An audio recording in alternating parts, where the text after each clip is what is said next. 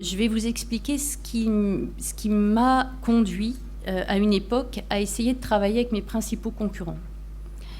Lorsque j'étais directeur RSE, j'avais mis en place un système d'audit sociaux pour les fournisseurs qui me paraissait assez vertueux.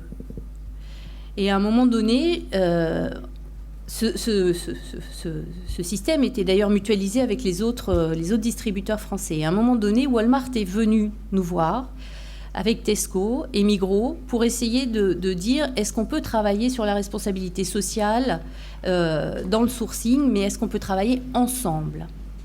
Et quelque part, à ce moment-là, je me suis posé une question qui était très compliquée. Je me suis dit, si je reviens voir mes syndicats, ils vont hurler à l'idée même de travailler avec Walmart.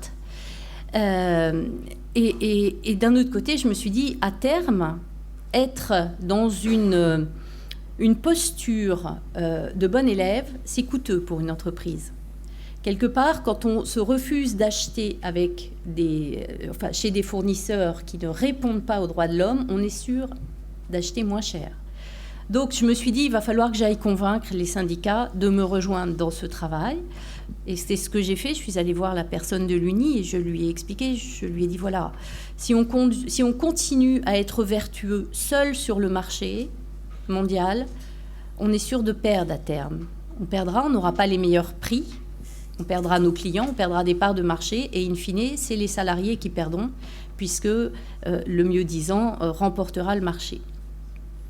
Et c'est comme ça que j'ai réussi à l'époque à les convaincre et qu'ils sont venus travailler avec nous de manière très collaborative avec des ONG, puisqu'à l'époque j'avais un partenariat avec la FIDH sur le sujet de la responsabilité sociale dans la supply chain.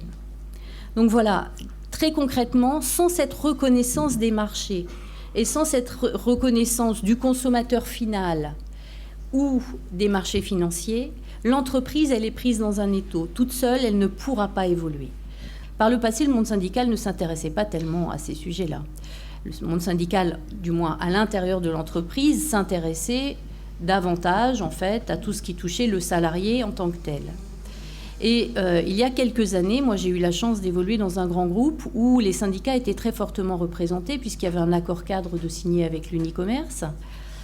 Et j'ai été personnellement interpellée par les représentants syndicaux européens qui ont demandé à avoir des réunions régulières avec moi sur les sujets de la RSE et sur le sujet, bien évidemment, de la responsabilité sociale dans la chaîne d'approvisionnement et au niveau des achats.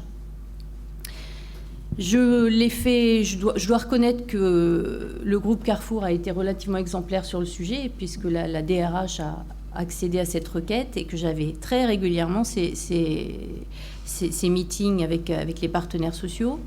C'est des sujets qui ont été très importants. Quand Spectrum s'est produit chez Carrefour, les représentants syndicaux ont fait le choix avec nous, d'aller sur place, voir ce que nous avions diligenté comme moyen pour répondre à la crise. Donc c'est vraiment un travail qui est très important et je dirais un partenaire privilégié pour travailler sur ces sujets-là.